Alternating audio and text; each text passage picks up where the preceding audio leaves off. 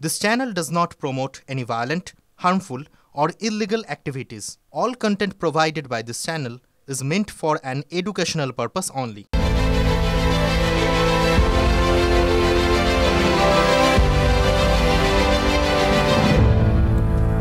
ভাতা বাড়ে, বেড়েওছে, কিন্তু বেড বাড়ে না। বিস্মিত হাইকোর্ট, অবাক প্রধান বিচারপতি টি.এম. শিবজ্ঞানম। আমি intern, house staff, post graduate trainee, post doctorate trainee সবার জন্য 10,000 টাকা করে বাড়িয়ে দেওয়ার ব্যবস্থা করলাম। সর্বস্তরের সিনিয়র রেসিডেন্টদের স্যালারি আমরা 15,000 টাকা করে বাড়িয়ে দেব। সরকারি চিকিৎসকদের ভাতা কেন বাড়লো কলকাতা হাইকোর্টের তা নিয়েও কোনো প্রশ্ন নেই, প্রশ্ন থাকার কথাও নয়।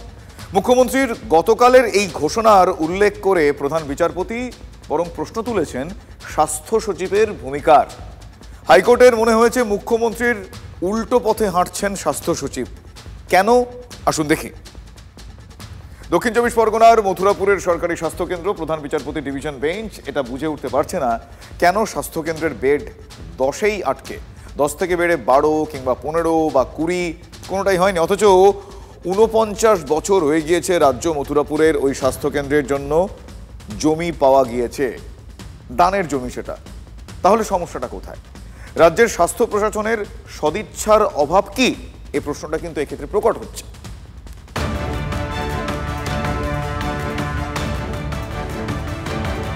এই মুহূর্তে রয়েছে আমি সেই স্বাস্থ্যকেন্দ্রের সামনে। এটাই সেই স্বাস্থ্যকেন্দ্র। 1976 সালে আবার রাজ্য সরকারের পক্ষ থেকে জমিদাতার কাছ থেকে আরও জমি নেওয়া হয়। সব মিলিয়ে জমির পরিমাণটা প্রায় 30 বিঘে। এরপর 10 বেডের এই স্বাস্থ্যকেন্দ্র চালু হয়।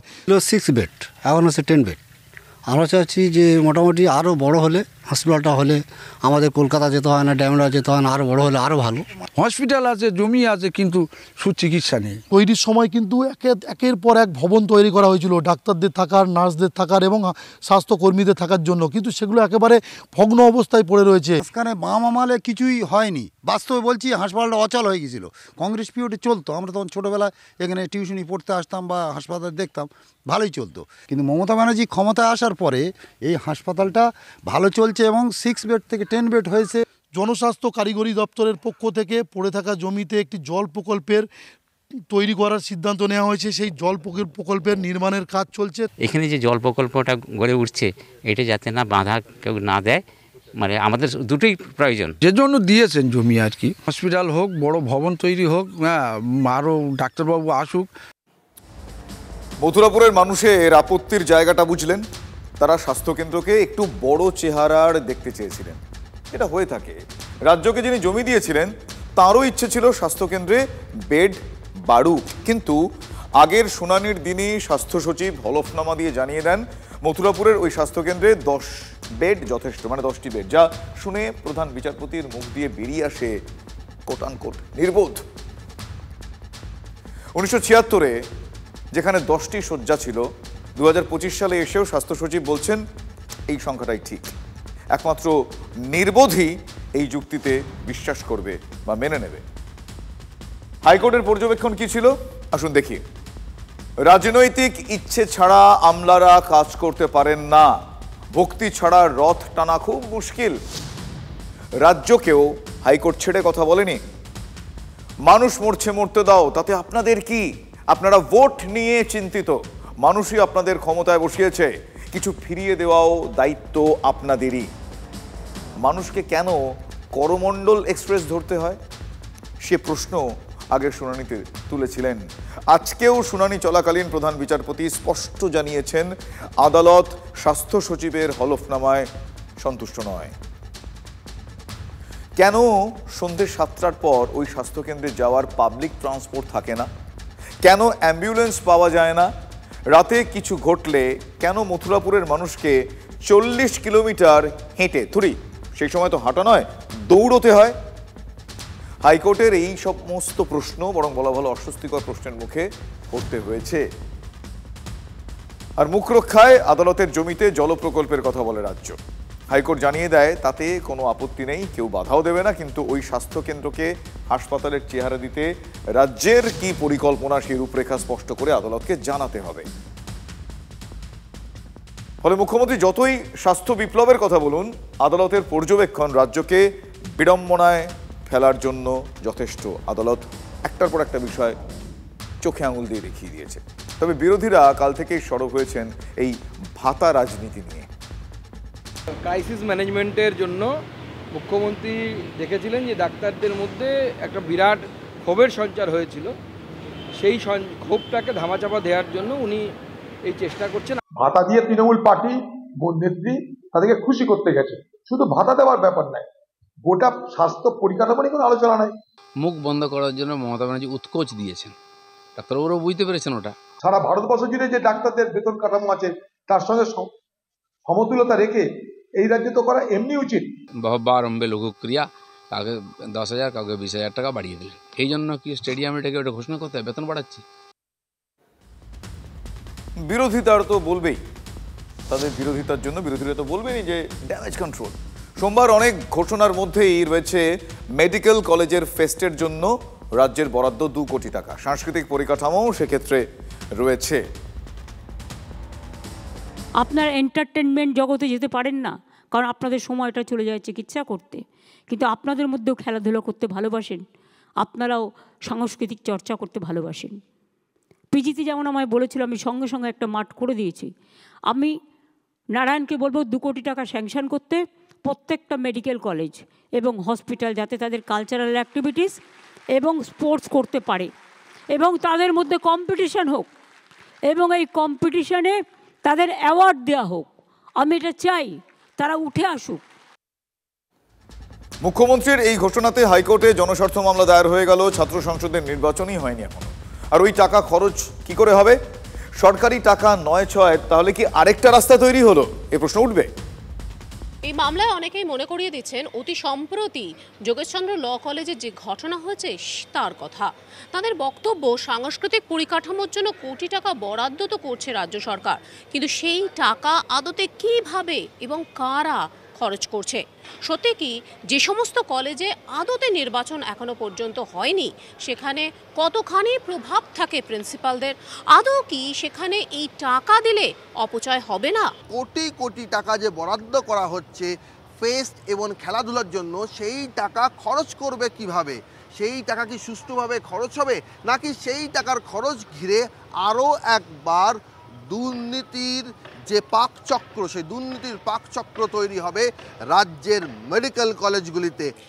এটাও একটা হাস্যস্কর বলে মনে হয়, কারণ একটা স্বাস্থ্যের যে বাজেট, টোটাল যে বাজেট যদি আমরা দেখি, এবারের যে বাজেটটা এবার তৈরি হয়েছে, যেটা জিডিপির হচ্ছে 1%-ও কম, যেটা অন্তত 10 থেকে 15% হওয়ার কথা ছিল, মানুষকে কিভাবে ডিপ্রাইভ করা হচ্ছে। আজকে ওষুধ নেই, ওষুধ কেনার টাকা নেই, আজকে ইনফ্রাস্ট্রাকচার নেই, ম্যান পাওয়ার নেই, সুইপার নেই, জিডিএ নেই। এখানে আমরা দেখলাম যে ইন্ডিয়ান পাবলিক হেলথ স্ট্যান্ডার্ডের একটা সার্ভে হয়েছে, ওয়েস্ট বেঙ্গল গভর্নমেন্টের লোকেরাই সেটা করেছে। সেই সার্ভের যে রিপোর্ট আমরা দেখলাম যে পশ্চিমবঙ্গের একটা হাসপাতালও সেই সার্ভেতে পাস করতে পারেনি। অর্থাৎ এই মুহূর্তে যা মেডিসিন থাকার কথা, এই মুহূর্তে যা তাদের ইনফ্রাস্ট্রাকচার থাকার কথা, এই মুহূর্তে তার যা ইনভেস্টিগেশন থাকার কথা, ম্যান পাওয়ার থাকার কথা, কোনোটাতেই তারা কিন্তু 50% ক্রস করতে পারছে না। তাহলে আজকে এতটা ডেফিসিট রয়েছে, ওষুধ পাচ্ছে না মানুষ, আজকে টেস্ট হচ্ছে না, আজকে পশুদিরা মারা যাচ্ছে, স্যালাইন কিনে দিতে হচ্ছে।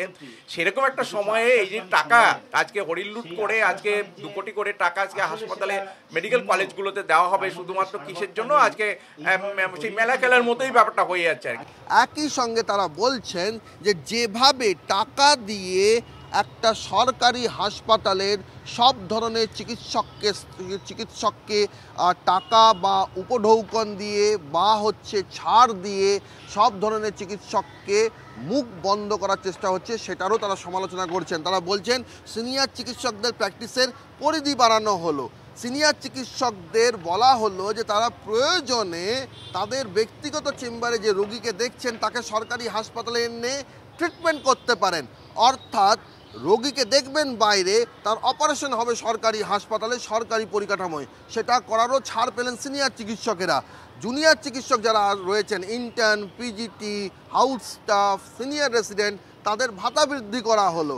আর পরে রইল MBBS স্টুডেন্টরা, অর্থাৎ যারা চিকিৎসক পড়ুয়া, সেই চিকিৎসক পড়ুয়াদের হাতে তুলে দেওয়া হলো কোটি কোটি টাকার চাবিকাঠি, যা দিয়ে ফেস্ট এবং খেলাধুলো অর্গানাইজ করা যাবে।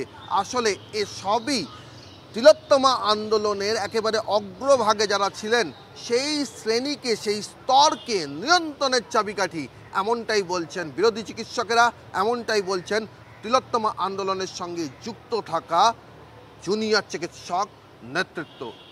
শাসক সবসময় ভাবে কি জানেন তো, যে যারা প্রতিবাদ করছে তারা সবাই মনে হয় অনৈতিক বা তাদেরও শিরদাঁড়া নেই। এটা ভুল। তাই শুধু টাকা বাড়িয়েই তাদেরকে কেনা যাবে, এই একটা ভুল ধারণার বশবর্তী হয়ে টাকা বাড়ানোর এটা একটা তাদের ইচ্ছা এবং তাদের পরিকল্পনা। কিন্তু আপনি যদি পরিসংখ্যান নেন, যে জুনিয়র ডাক্তার আন্দোলন কোনো না কোনোভাবে করেছে এই অভয়ের ন্যায় বিচারের দাবিতে, তারা কেউ খুশি নয় তাদের ভাতা বাড়ানোর জন্য। তাহলে দেখুন কি নৈতিক মান, তাহলে এটাকে আপনারা স্যালুট করবেন না? প্রশ্নগুলো সহজ আর উত্তরও তো জানা। কোন প্রশ্ন? ওই যে কতটা পথ পেরোলে তবে পথিক বলা যায়, প্রশ্নটা অনেকটা তেমনই। তবে এক্ষেত্রে প্রশ্নটা দুর্নীতির। প্রশ্নটা হলো কত টাকা ৯-৬ হলে তবে প্রশ্ন করা যায়। The answer is not blowing in the wind. এই আবার কেমন প্রশ্ন ভাবছেন? তাই তো আমি না, এই প্রশ্নটা তুলেছেন মুর্শিদাবাদের জেলা সভাধিপতি। সেখানে সরকারি গাড়ির তেল চুরির অভিযোগ উঠছে। কংগ্রেসের অভিযোগ জেলা পরিষদের সভাধিপতির বিরুদ্ধে সরাসরি এই তেল চুরির। আর সেই প্রশ্নটা করতেই তো সভাধিপতি রুবিয়া সুলতানা কি বললেন শোনাবো। শেখালেন কি করে প্রশ্ন করতে হয়, আসুন শুনি। আমি বলেছি, কিন্তু এতদিন পর প্রশ্ন করছেন, এটা আপনাদের ভুল। তো যাই হোক, এই বিষয়টা উঠে আসে যে যখন আপনারা 50 লাখ বা 60 লাখের কথা বলবেন তখন ভালো লাগবে। আপনাদের মানে কাছে জানি না ওই 1 লাখ আর 2 লাখ নিয়ে আসেন, কাদের কথায় আসেন আপনারা? মানে না না না, 1 মিনিট। তো আপনাদের উচিত যে সেই 20-25 লাখ বা 30 লাখের বিষয় নিয়ে আলোচনা করা উচিত। আপনাদের নাকি ওই 2 লাখ আর 3 লাখে আটকে থাকা। বুঝলেন রিয়েলাইজেশন? মানে আমরাও জানলাম ওই 2 লাখ 3 লাখ হলে সেটা দুর্নীতির মধ্যে পড়ে না, 20-25 লাখ না হলে প্রশ্নও নাকি করা যাবে না। আর কত কি যে দেখতে হবে আমাদের, কত কি শুনতে হবে। সভাধিপতির মুখে দুর্নীতির সহজ পাঠ, সহজ পাঠ বলতেও কেমন লাগছে, আসুন একটু দেখি বিস্তারিত। জেলা সভাধিপতির তেলের বিলে জল, আর সেই প্রশ্নের উত্তরে আজব জবাব সভাধিপতির। 1 লাখ আর 2 লাখ নিয়ে আসেন, কাদের কথায় আসেন আপনারা? মানে না না না, 1 মিনিট। তো আপনাদের উচিত যে সেই 20-25 লাখ বা 30 লাখের বিষয় নিয়ে আলোচনা করা উচিত। আপনাদের নাকি ওই 2 লাখ আর 3 লাখে আটকে থাকা। পঞ্চায়েত আইন বলছে সভাধিপতি নিজে কোনো আর্থিক বিল ইস্যু করতে পারেন না, অথচ এক্ষেত্রে দেখা যাচ্ছে নিজেই স্লিপে সই করে টাকা তুলেছেন সভাধিপতি। অভিযোগ সেই গাড়ির তেলের বিলে দুর্নীতির অঙ্ক প্রায় 3 লাখ ছুঁই ছুঁই। হিসেবটা দিলেন আবার জেলা পরিষদের কংগ্রেস সদস্য। প্রায় 56,605 কিলোমিটার রান করেছেন। তেল পাওয়ার কথা হচ্ছে, উনি তেল ইউজ করেছেন 10,247 কিলোমিটার, 10,247 লিটার, 30,171 কিলোমিটার বেশি, লিটার বেশি, যার ভ্যালু হচ্ছে প্রায় 2,94,000 টাকা। এর আগেও বিতর্কে জড়িয়েছেন রুবিয়া সুলতানা। সেইবার কলকাতার 5 তারা হোটেল থেকে বিতর্কে জড়ান জেলা পরিষদের সভাধিপতি। পরে সেই টাকা ফেরতও দেন তিনি। এবার গাড়ির তেলের বিল নিয়ে দুর্নীতির অভিযোগ। বহরমপুর মুর্শিদাবাদ সাংগঠনিক জেলার তৃণমূল সভাপতি কি বলছেন? টেন্ডারেও দুর্নীতির অভিযোগ এবং সেই বিষয়ে বিরোধীরা অভিযোগ করছে, কিন্তু জেলা পরিষদের সভাধিপতি বলছেন যে আমার দলের লোকেরা এরকম অভিযোগ করছে। কি বলবেন? জানি না, যার বিরুদ্ধে অভিযোগ সে উত্তর দেবে অভিযোগের, আমরা কিছু উত্তর দেব। জেলা পরিষদে কোনো দুর্নীতি নেই। কেউ যদি আপনাদেরকে বলার চেষ্টা করে তাহলে আমরা বলবো যে তারা না জেনে যদি কেউ কোনো কিছু বলে তাহলে তারা জনপ্রতিনিধি হওয়ার যোগ্যতা রাখে না। বিরাট বিরাট পাঠ দিচ্ছেন তিনি, জনপ্রতিনিধি হওয়ার যোগ্যতাও ঠিক করে দিচ্ছেন সভাধিপতি। তাহলে কোনো প্রশ্ন নয়, কোনো প্রশ্ন নয়, মনে পড়ে যাচ্ছে অনেক কিছু। 3 লক্ষ টাকার 9-6 অভিযোগে প্রশ্ন করা যাবে না, সে কথা তিনি আগেই বলে দিয়েছেন, মানে রুবিয়া সুলতানা। না না না, 1 মিনিট। তো আপনাদের উচিত যে সেই 20-25 লাখ বা 30 লাখের বিষয় নিয়ে আলোচনা করা উচিত। আপনাদের নাকি ওই 2 লাখ আর 3 লাখে আটকে থাকা। আর কোটি টাকা বলবো, ওদের কাছে লক্ষ টাকা কোনো ব্যাপারই না। মাটি, হাতের মাটি এখন তৃণমূলের কাছে। তৃণমূল কাছে লাখ লাখ টাকার গল্প তো হয় না, কোটিতে গল্প। অনেক আগে আমাদের হাজারে গল্প হতো, তারপরে তৃণমূল আসার পর লক্ষ, এখন লক্ষ থেকে কোটি। তৃণমূল দলে প্রথমে প্রশ্ন কত কোটি টাকার মালিক তুমি? না না, যেখানে সরকারি প্রশাসনের টিএমসির নেতারা আছেন, প্রতিনিধি, তারা চুরি করতে ব্যস্ত সবাই। মমতা ব্যানার্জির হিম্মত নেই, না বলেন বা আটকান তাহলে পার্টি উঠে যাবে, সরকার পড়ে যাবে। এই সমস্ত দুষ্কৃতকারী যারা সমাজ বিরোধী, তারা এখন নেতা প্রতিনিধি হয়েছে, তারাই সরকার চালাচ্ছে। আগে লাখপতি দেখলে সমাজে ভাবতারি বাপরে লাখপতি, এখন ক্রোড়পতি ছড়াছড়ি বাজারে। যে কোনো তৃণমূলের কাছে কোটি টাকা কোনো তুচ্ছ নস্যি, তাই বলেছে। 20-25 লাখ বা 30 লাখের বিষয় নিয়ে আলোচনা করা উচিত। আপনাদের নাকি ওই 2 লাখ আর 3 লাখে আটকে থাকা। সভাধিপতি কি বলেছে সভাধিপতি উত্তর দেবে, তার উত্তর সভাধিপতি কি বলেছে তার উত্তর আমি দিব না। অতএব কাউর যদি অভিযোগ থাকে লিখিতভাবে দেবে, আমরা নিশ্চয়ই, এখানে ডিএম সাহেব দায়িত্বে আছেন, সভাধিপতি আছেন, আমরা কথা বলবো। তাহলে বুঝলেন প্রশ্ন উত্তর পর্ব কিভাবে প্রশ্ন করতে হয়। কিন্তু 27শে ফেব্রুয়ারি তৃণমূলের সম্মেলন, মহাসম্মেলনে সেখানে কিন্তু অনেক প্রশ্নের উত্তর মিলতে পারে। বড় সড়ো রদবদলের ইঙ্গিতের কথা তো একটু আগেই আপনাদের বলছিলাম। কর্পোরেট কায়দা কানুন ছেড়ে তৃণমূল ফিরছে আদি চেহারায়। ঠিক তার দুদিন আগে তৃণমূল কাউন্সিলরের যাবজ্জীবন কারাদণ্ড হলো, ফলে বিড়ম্বনা পিছু ছাড়ছে না। 2014 সালে পানিহাটিতে 11 নম্বর ওয়ার্ডে এক শম্ভু চক্রবর্তী নামক এক যুবককে পিটিয়ে মারার খুনের অভিযোগে খোদ কাউন্সিলর পানিহাটি পৌরসভার 11 নম্বর ওয়ার্ডে তারক গুহ সহ আরও 4 জনের যাবজ্জীবন কারাদণ্ডের নির্দেশ দিল ব্যারাকপুর আদালত। এই ঘটনায় এই বিচারে খুশি শম্ভুনাথ চক্রবর্তীর স্ত্রী এবং তার পরিবার। খুনের দায়ে কাউন্সিলরের যাবজ্জীবন। এরপর তৃণমূল নেতারা নিশ্চয়ই জোর গলায় বলবেন যে আইনের শাসনের কথা, বলবেন দোষ করলে তৃণমূল কাউকে রেয়াত করে না। তখন অবধারিতভাবেই বিরোধীরা তুলবেন জ্যোতিপ্রিয় মল্লিক ওরফে বালুর কথা। রেশন দুর্নীতিতে অভিযুক্ত বালু 15 মাস জেল কাটিয়ে গত 15ই জানুয়ারি জামিনে ছাড়া পেয়েছেন। এখনই ওয়াই ক্যাটাগরি নিরাপত্তা তিনি পাচ্ছেন, এবার আরও বাড়িয়ে করা হচ্ছে জেড ক্যাটাগরি। হ্যাঁ, এখন থেকে জেড ক্যাটাগরির নিরাপত্তা পাবেন বালু মল্লিক, জ্যোতিপ্রিয় মল্লিক। জেলে যাওয়ার আগে তিনি যেমন পেতেন। ফলে এটা নিয়ে বিরোধীরা প্রশ্ন তুলছেন, শুনুন। জ্যোতিপ্রিয় বাবু জেড ক্যাটাগরির সিকিউরিটি পায়? হ্যাঁ, চোরেদেরও এখন জেড ক্যাটাগরি সিকিউরিটি? তা এর থেকে দুর্ভাগ্য আর কি হতে পারে? একজন মানুষ তার রাজ্যে ভাবমূর্তি হচ্ছে তিনি একজন অভিযুক্ত জেলে যাওয়া মন্ত্রী, যাকে মন্ত্রী পদ থেকে বরখাস্ত হতে হয়েছে। এদেরকে সিকিউরিটি দেওয়া মানে মানুষের সিকিউরিটি সম্পর্কেই একটা ঘৃণা, একটা লজ্জা তৈরি হবে। কলকাতায় কত কাণ্ড যে হচ্ছে আজকাল গুণে শেষ করা যাবে না। যা শুনতে হচ্ছে, দেখতে হচ্ছে, চোখ কপালে না উঠে উপায় আছে বলুন? কখন আপনারা শুনেছেন 2 মহিলা মিলে মস্ত এক ট্রলি টেনে হিঁচড়ে নিয়ে যেতে গিয়ে লোকজনের হাতে ধরা পড়ে গেলেন এবং তারপর জানা গেল ট্রলিতে কি আছে? ট্রলিতে আছে মহিলা দেহ, রক্তাক্ত দেহ, পা কাটা অবস্থায়। এরপরও এই শহরের আইন কানুন নিয়ে কে বা কারা বড়াই করতে পারে বলুন তো? খুনটা কিন্তু কলকাতায় হয়নি, এটাও বলে রাখা দরকার। আপনারা অনেকেই জানেন খুনটা হয়েছে মধ্যমগ্রামে। প্রিজন ভ্যানে যেই 2 মহিলাকে আপনারা দেখছেন, তাদের নাম আরতি ঘোষ, ফাল্গুনী ঘোষ। তারা সম্পর্কে মা মেয়ে। তারা মধ্যমগ্রামে একটা বাড়িতে ভাড়া থাকতেন। খুন হয়েছেন যিনি, তার নাম সুমিতা ঘোষ, সম্পর্কে এই মা মেয়ের পিসি, মানে ফাল্গুনির পিসি শাশুড়ি। কয়েকদিন আগে তাদের বাড়িতে এসেছিলেন এই পিসি শাশুড়ি। ফাল্গুনির সঙ্গে পিসি শাশুড়ির ঝামেলা হয়, প্রাণটা গিয়েছে। তারপর যা যা হয়েছে আরও মারাত্মক। দেহ কোনো মতে ব্যাগে ঠেসে তারা কলকাতায় চলে এলেন। কেন এলেন? এই শহরের ওপর তাদের এত ভরসা, তারা জানেন অপরাধ করে পার পেয়ে যাওয়া যায় শহরে, হয়তো তাই আমাদের জানা নেই। তাই হাত ধুয়ে ফেলতে দেহ ভাসাতে যাচ্ছিলেন তারা আহিরিটোলা ঘাটে, কুমোরটুলির। এত সাহস আছে কি করে দুষ্কৃতকারীদের? পুলিশ কি করছে? আজ পশ্চিমবাংলা পুলিশের এমন অবস্থা, লোকে ভয়ও করছে না, লোকে ভরসাও করে না। অন্ধকার জগতের বিস্তার আজকে কোথায় প্রসারিত হয়েছে আমাদের কিন্তু তা জানা নেই। দেহ লোপাট হয়ে যাচ্ছে, ট্রলি ব্যাগে তাও আবার। তাহলে বাংলায় কি হচ্ছে সেটা ভেবে আমি আতঙ্কিত। রাজ্যের আইন শৃঙ্খলা পরিস্থিতি ভয়ঙ্কর হচ্ছে, ভয়ঙ্কর থেকে ভয়ঙ্করতম হচ্ছে। আরো একটা বিষয় বলি, পুলিশ কিন্তু এদের ধরতে পারেনি প্রথমে। কুমোরটুলি ঘাটে যখন যারা গিয়েছিলেন সেখানে স্থানীয়রা এই বিষয়টা টের পান। অত বড় একটা ট্রলি টানতে মামের অবস্থা দেখে অনেকের সন্দেহ হয়। তারা তখন বলেন খুলতে হবে, কি আছে দেখবো।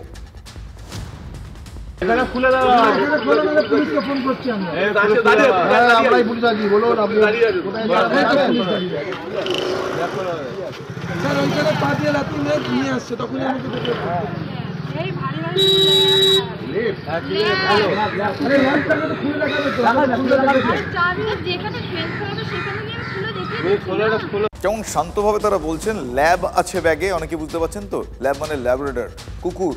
পোষ্যের দেহ নাকি ফেলতে এসেছেন। এত বড় অপরাধের পরেও মাথা ঠান্ডা।